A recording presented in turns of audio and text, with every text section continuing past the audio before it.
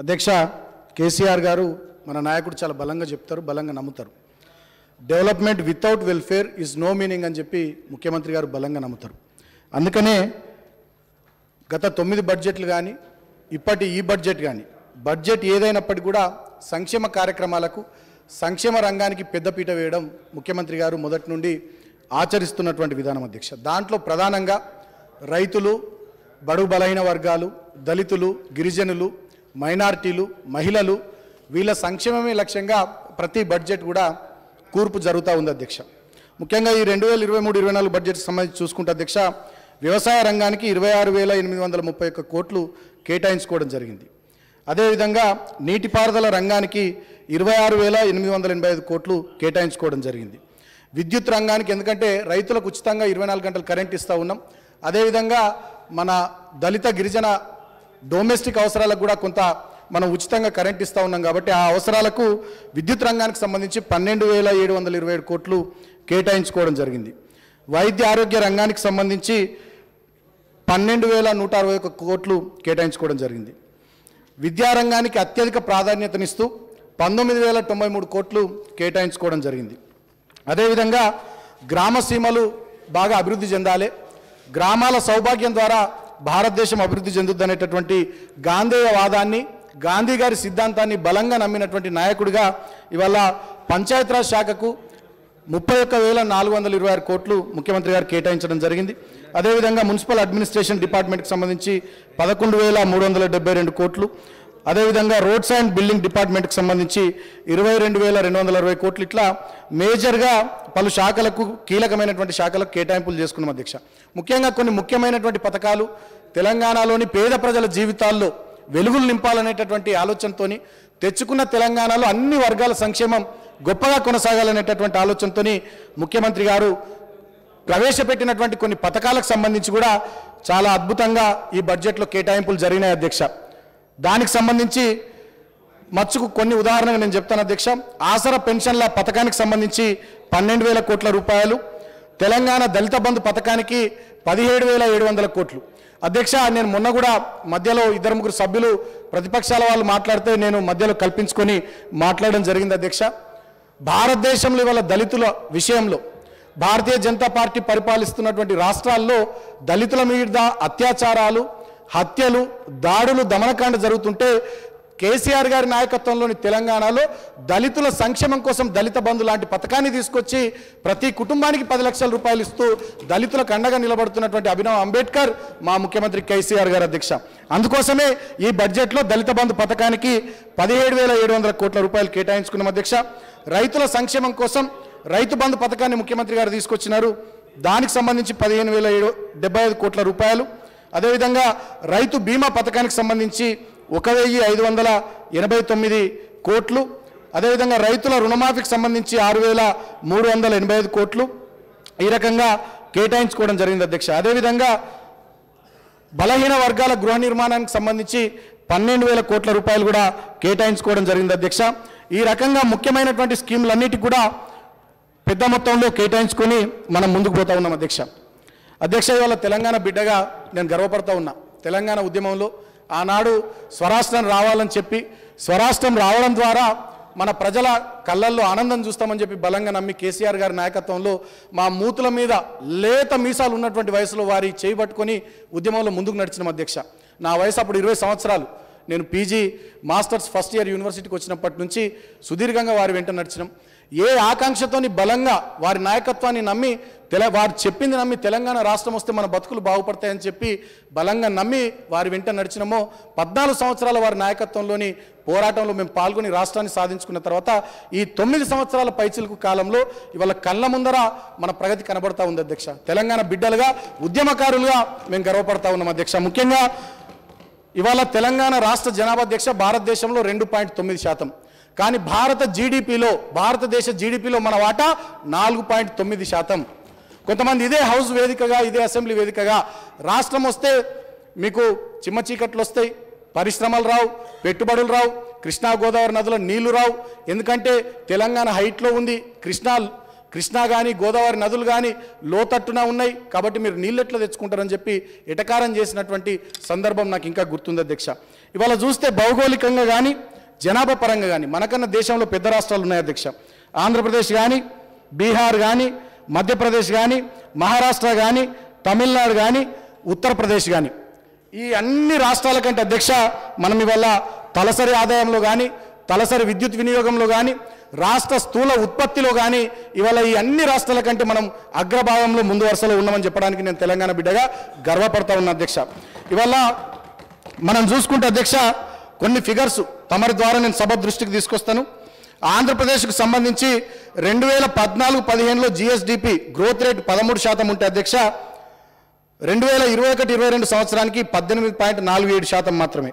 Bihar growth rate GSDP growth rate 2014-15 సంవత్సరంలో ఆ ఆర్థిక సంవత్సరానికి 8.15 ఉంటే 2021-22 సంవత్సరానికి 15% మాత్రమే.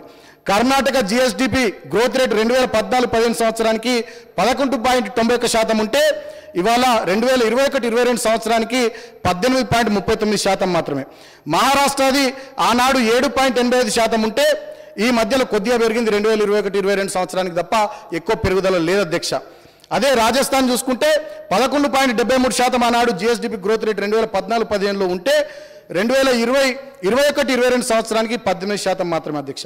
ఉత్తరప్రదేశ్ జిఎస్డిపి గ్రోత్ రేట్ ఆనాడు 2014-15లో 7.6% ఉంటే 2021-22 సంవత్సరానికి 13% మాత్రం అధ్యక్ష. అదే తెలంగాణది 2014-15 నాడు జిఎస్డిపి గ్రోత్ రేటు 12% ఉంటే రాష్ట్రం వచ్చిన కొత్తలో అదే 2021-22 సంవత్సరానికి 19% పైగా పెరిగింది అధ్యక్ష మన జిఎస్డిపి గ్రోత్ రేటు.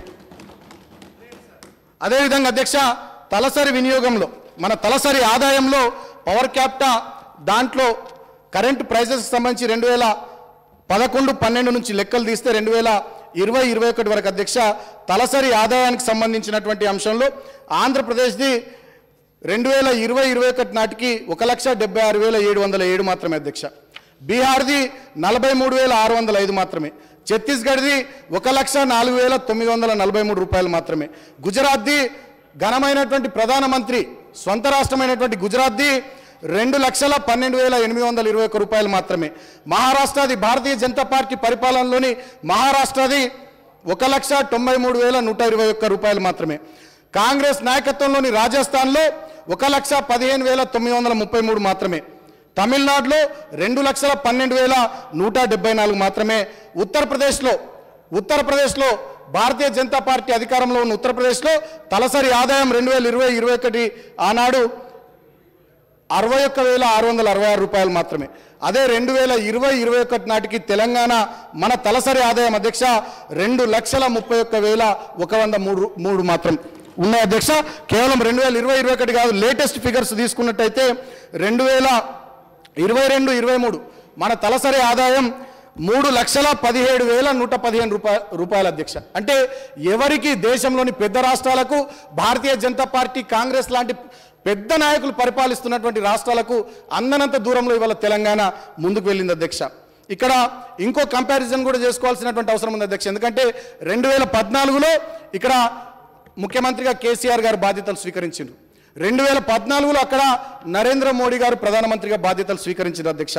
ఆనాడు 2014లో మన జిఎస్డిపి రాష్ట్ర స్థూల ఉత్పత్తి అధ్యక్ష 4,51,580 కోట్లు మాత్రమే.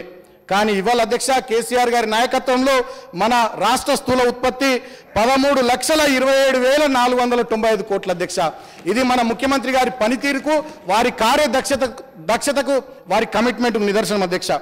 అదే మన గ్రోత్ రేటు యావరేజ్గా తీసుకుంటే అధ్యక్ష తెలంగాణ రాష్ట్రం యొక్క స్థూల రాష్ట్ర ఉత్పత్తి గ్రోత్ రేటు యావరేజ్గా తీసుకుంటే అధ్యక్ష మనది 12.81%. అదే కేంద్ర ప్రభుత్వం అధ్యక్ష 9.7% మాత్రమే.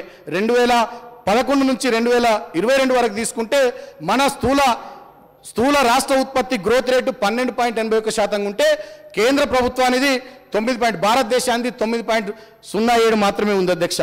అదేవిధంగా పర్ క్యాపిటల్ ఇన్కంలో తలసరి ఆదాయంలో మనము ఆనాడు 2013-14లో తెలంగాణలో 1,12,162 రూపాయలు ఉంటే అధ్యక్ష ఇవాళ 3,17,4 115 రూపాయలు మనం ఉన్నాం. మరి ఆనాడు నరేంద్ర మోడీ గారు వచ్చినప్పుడు దేశంలో తలసరి ఆదాయం ఎంత ఉంది అధ్యక్ష?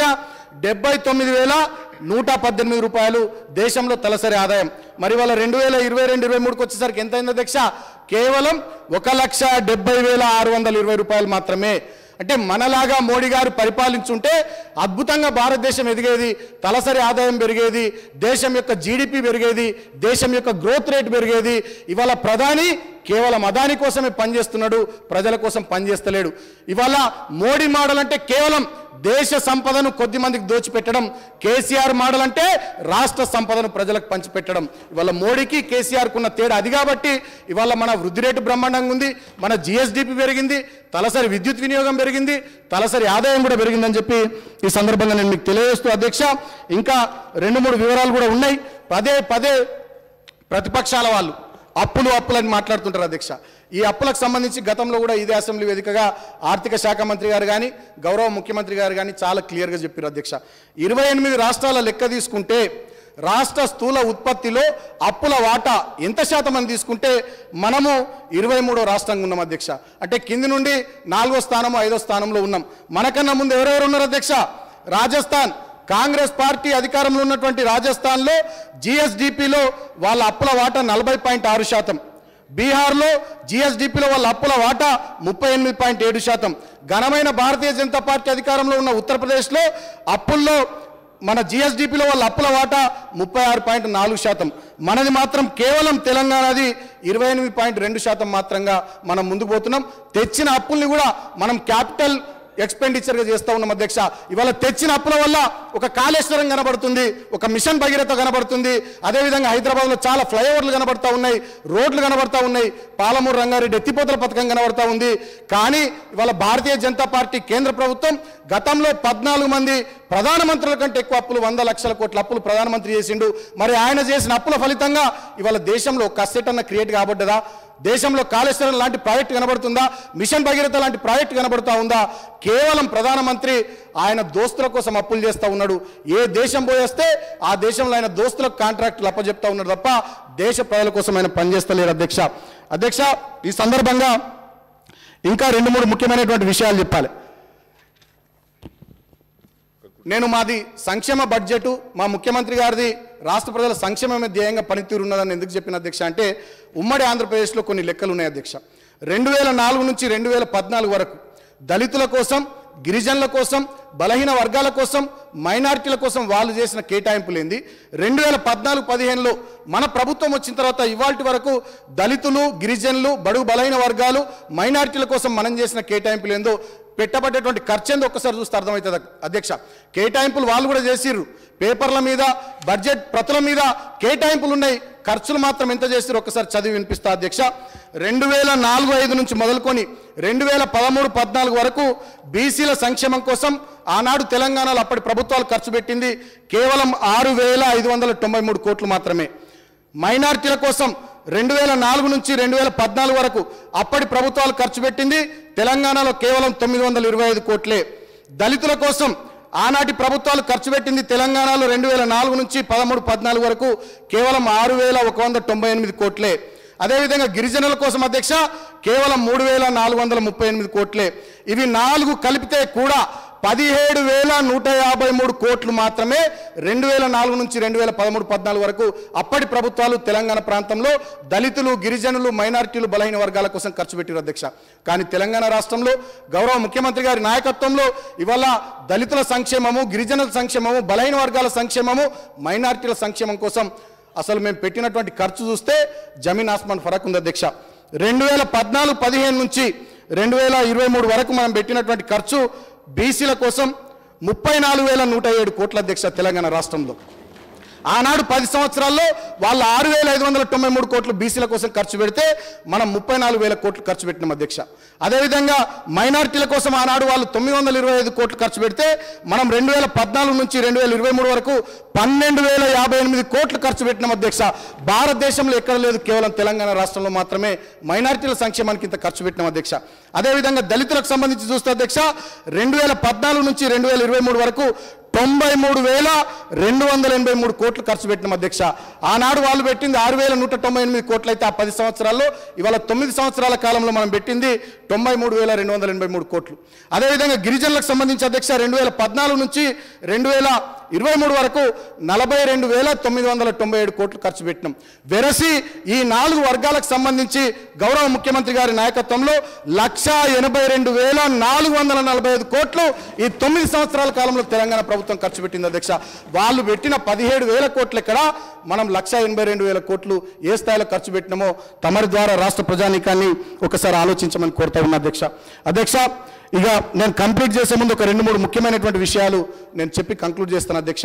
నిన్న మొన్న కాంగ్రెస్ వాళ్ళు, భారతీయ జనతా పార్టీ వాళ్ళు స్వీపింగ్ రిమార్క్స్ చేస్తున్నారు. అసెంబ్లీ వేదికగా మైక్ దొరకగానే వాస్తవాలు మాట్లాడాలి, వివరాలు లెక్కలతో సహా ఆధారాలతో సహా మాట్లాడాలి. ఏది పడితే అది మాట్లాడుతూ ఉన్నారు అధ్యక్ష. ముఖ్యంగా 2-3 విషయాలు అధ్యక్ష.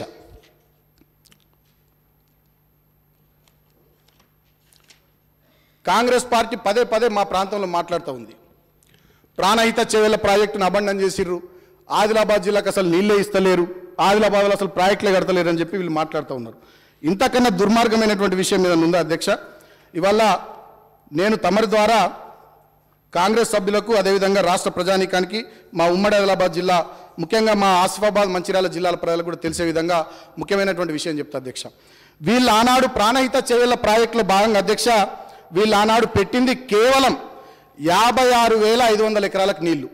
సిర్పూర్, కాగజ్ నగర్, ఆసిఫాబాద్, బెల్లంపల్లి, చెన్నూరు ఈ 4 నియోజకవర్గాలకు కలిపి వాళ్ళు పెట్టింది 56,500 ఎకరాలకు.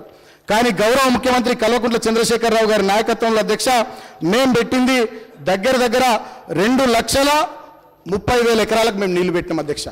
సిర్పూర్ నియోజకవర్గానికి, ఆసిఫాబాద్ నియోజకవర్గానికి, కాగజ్ నగర్, చెన్నూరు నియోజకవర్గాలకు. ఇవాళ కాళేశ్వరం ప్రాజెక్టు నుంచి ఒక్క చెన్నూరు నియోజకవర్గానికి 3 లిఫ్టుల ద్వారా మా ముఖ్యమంత్రి గారి దయతోని 90,000 ఎకరాలకు నీళ్లు తీసుకోబోతా ఉన్నాం అధ్యక్ష. మేము ఇప్పటికే టెండర్లు పూర్తయినాయి, గౌరవ ముఖ్యమంత్రి గారి చేతుల మీదుగా త్వరలో పనులు కూడా ప్రారంభించుకుంటాం అధ్యక్ష. అదేవిధంగా ఆసిఫాబాద్, బెల్లంపల్లి, సిర్పూర్, కాగజ్ నగర్ నియోజకవర్గాలకు సంబంధించి కూడా అధ్యక్ష సిర్పూర్ నియోజకవర్గానికి 41,000, ఆసిఫాబాద్ నియోజకవర్గానికి 11,000, బెల్లంపల్లి నియోజకవర్గానికి 64,000. ఇది కాకుండా ఈ 3 నియోజకవర్గాల్లో స్థిరీకరణకు 21,000. వెరసి 2,30,000 ఎకరాలకు నీళ్ళు ఇవ్వడానికి ప్రాజెక్టును మా ముఖ్యమంత్రి గారు రీడిజైన్ చేస్తే వాళ్ళేమో ప్రజల్లోకి తప్పుడు సమాచారం తీసుకొని పోతా ఉన్నారు. అదేవిధంగా నేను ఇంకో విషయం కూడా వాళ్ళు మాట్లాడతారు అధ్యక్ష. బట్టి గారు వారు ఏమంటారు మాట్లాడుతూ, కాళేశ్వరం ప్రాజెక్టు కట్టడం వల్ల మొత్తం అక్కడ భూములు మునిగిపోతా ఉన్నాయని మాట్లాడుతూ ఉన్నారు. ఇంతకంటే దుర్మార్గం ఏమైనా ఉందా అధ్యక్ష? ఇవాళ నేను గుర్తు చేస్తూ ఉన్నా, 1986లో, 1996లో, 2005లో 3 సార్లు మా ఏరియాలో వరదలు వచ్చినాయి అధ్యక్ష. మరి అప్పుడు కాళేశ్వరం ప్రాజెక్టు మేము కట్టలేదే, మరి అప్పుడు వరదలు వచ్చి 1000 ఎకరాలు ఎట్లా మునిగిపోయినాయి అధ్యక్ష? మొన్న 2022లో వరదలు వచ్చినాయి అధ్యక్ష. మేమందరం అక్కడనే ముఖ్యమంత్రి గారి ఆదేశానుసారం అందరం అక్కడనే ఉన్నాం, ఎమ్మెల్యేలం, ప్రజాప్రతినిధులం, మొత్తం అధికార వ్యవస్థ అంతా అక్కడ ఉండి మేము ఒక వారం 10 రోజుల పాటు అందరం కూడా కష్టపడ్డాం, పనిచేసినాం, ప్రజల్ని కాపాడుకున్నాం. చివరికి ఎంత దూరం పోయినామంటే అధ్యక్ష, చెన్నూరు మండలంలో సోమన్పల్లి అనే గ్రామానికి సంబంధించి ఒక 2 గోదావరి నదిలో చిక్కుకొని పోతే ముఖ్యమంత్రి గారికి విషయం తెలియగానే వెంటనే హెలికాప్టర్ పంపించి 2 ప్రాణాలను కూడా మా ముఖ్యమంత్రి గారు కాపాడారు అధ్యక్ష. ఇవాళ కాళేశ్వరం ప్రాజెక్టులో వరదకు సంబంధించి ఒకసారి చూసుకుంటే అధ్యక్ష, వాస్తవానికి ఎస్ఆర్ఎస్పి నుండి కాళేశ్వరం వరకు అధ్యక్ష 2.5 నుంచి 3.5 లక్షల క్యూసెక్ల వరద ఎప్పుడు ఉంటుంది అధ్యక్ష? అది అంత మాత్రమే ఉంటే అది కరెక్టు, ఎప్పుడు అదే జరుగుతుంటుంది.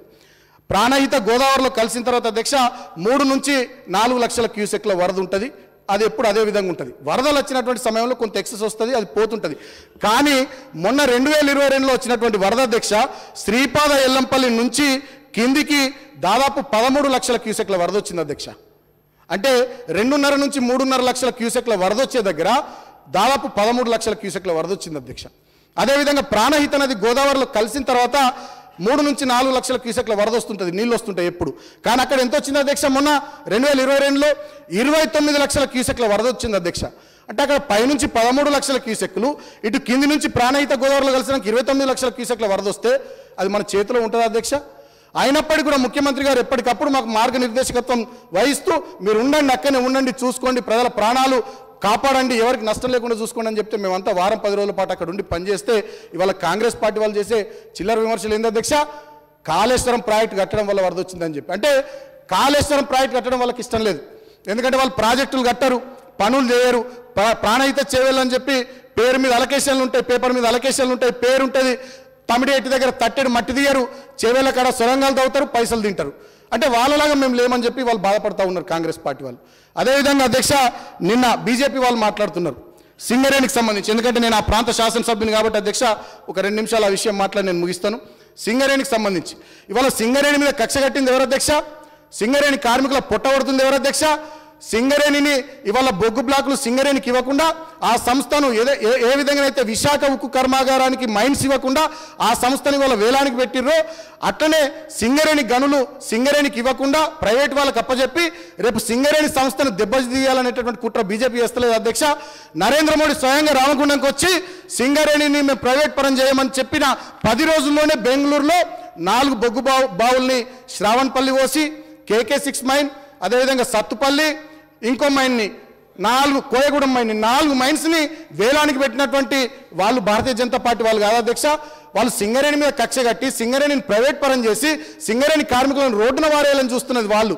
కానీ ఆ సింగరేణిని కాపాడి చరిత్రలో భారతదేశ చరిత్రలో మొట్టమొదటిసారిగా ఒక ప్రభుత్వ రంగ సంస్థలో కార్మికులకు లాభాల్లో 30% వాటా ఇచ్చిన ఏకైక నాయకుడు అధ్యక్ష భారతదేశ చరిత్రలో మా ముఖ్యమంత్రి గారు. I'm challenging BJP leaders, coal ఇండియాలో కనీసం 5% అన్న లాభాల్లో వాటా ఇస్తుర్రా? ఇతర ఏ ప్రభుత్వ రంగ సంస్థల్లో కేంద్రం ఆధీనంలో ఉన్నటువంటి ఏ ప్రభుత్వ రంగ సంస్థల్లో అయినా కనీసం 5% 10% లాభాల్లో వాటా ఇస్తున్నారా? ఇవాళ లాభాల్లో వాటా కదా అధ్యక్ష.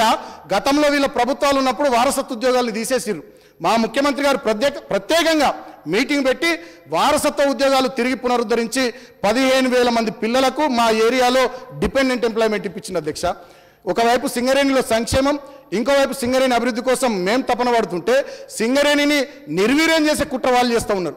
నిన్న సదరు బీజేపీ సభ్యులు మాట్లాడతారు, వారు ఏమంటారు అధ్యక్ష? నిన్న మొన్న సింగరేణి 10,000 కోట్లు అప్పు చేసింది, సింగరేణి మొత్తం అప్పుల కుప్పైపోయిందని చెప్పి, అంటే సింగరేణి కార్మికుల నైతిక స్థైర్యం దెబ్బతీసే విధంగా, సింగరేణి ఉద్యోగుల నైతిక స్థైర్యం దెబ్బతీసే విధంగా సింగరేణి మీద బురద జల్లి ఆ సింగరేణిని సిక్ యూనిట్గా మార్చే కుట్రను ఇవాళ బీజేపీ చేస్తూ ఉంది.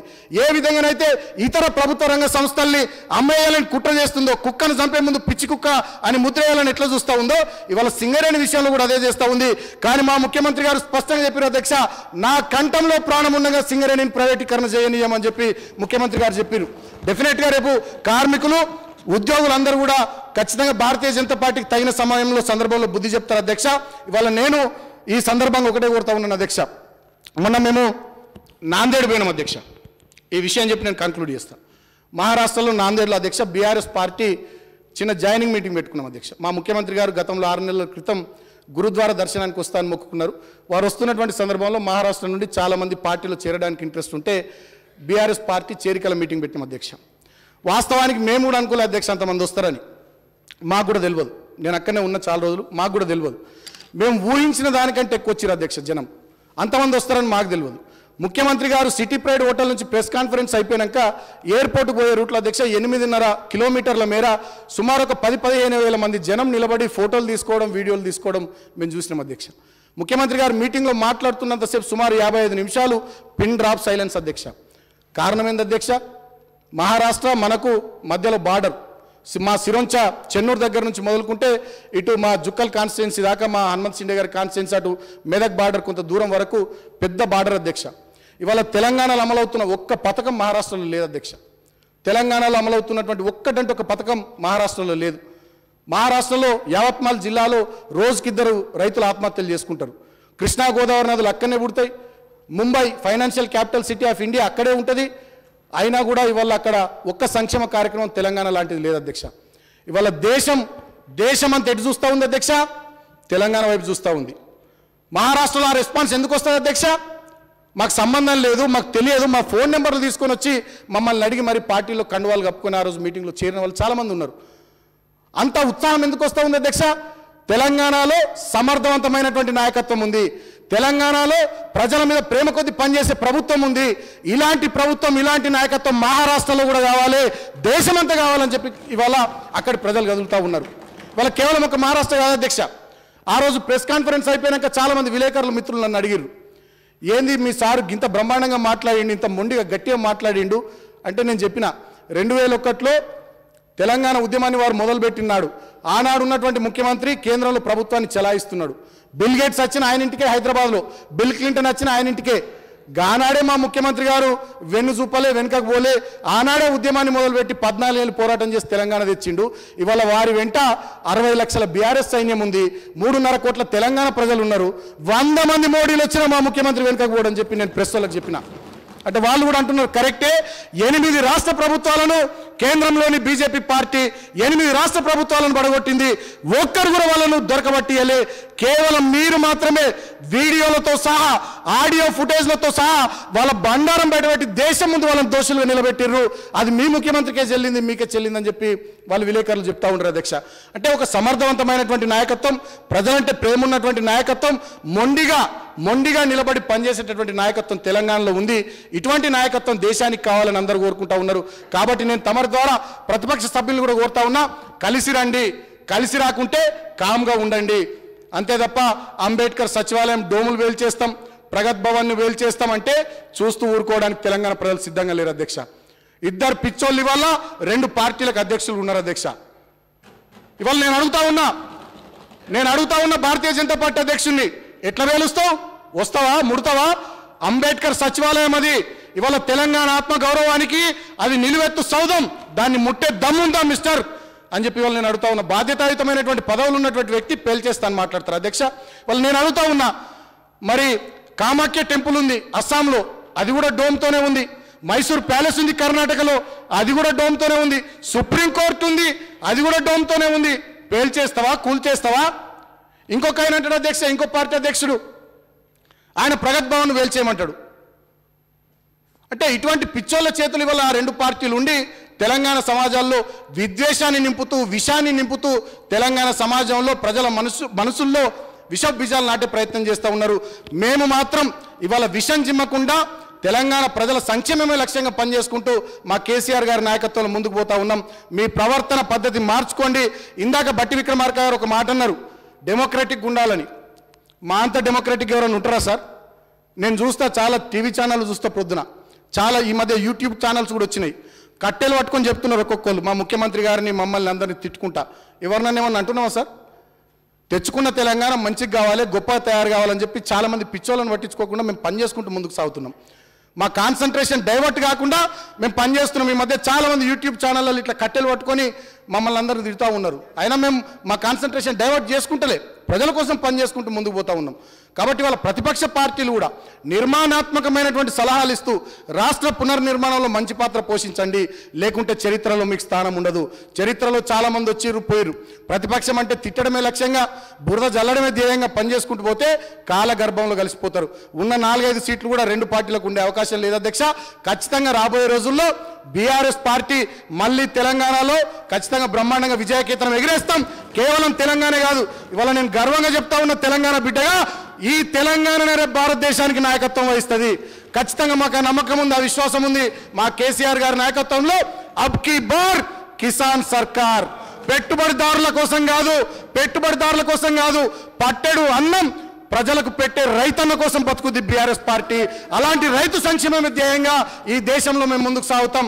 కేసీఆర్ గారి నాయకత్వంలో మరింత ముందుకు పురోగమిస్తామని చెప్పి తెలియజేస్తూ, ద్రవ్య వినియోగ బిల్లుపై మాట్లాడే అవకాశం నాకు కల్పించినందుకు హృదయపూర్వకంగా కృతజ్ఞతలు తెలియజేస్తూ, దాన్ని అందరూ ఆమోదించవలసిందిగా గౌరవ సభ్యులందరికీ విజ్ఞప్తి చేస్తూ, జై హింద్, జై తెలంగాణ, జై కేసీఆర్. హాయ్ ఫ్రెండ్స్, మా టుడే టుమారో యూట్యూబ్ ఛానల్ చూస్తున్నందుకు చాలా థ్యాంక్స్. మరిన్ని లేటెస్ట్ వీడియోస్ కోసం వెంటనే సబ్స్క్రైబ్ చేయండి. అలాగే ఈ బెల్ ని కూడా రింగ్ చేసేయండి. మా నోటిఫికేషన్స్ అన్ని మీ మొబైల్లో వస్తాయి. అలాగే మా వీడియోస్ మీకు నచ్చితే లైక్ చేయండి, షేర్ చేయండి, నచ్చకపోతే కామెంట్ చేయండి.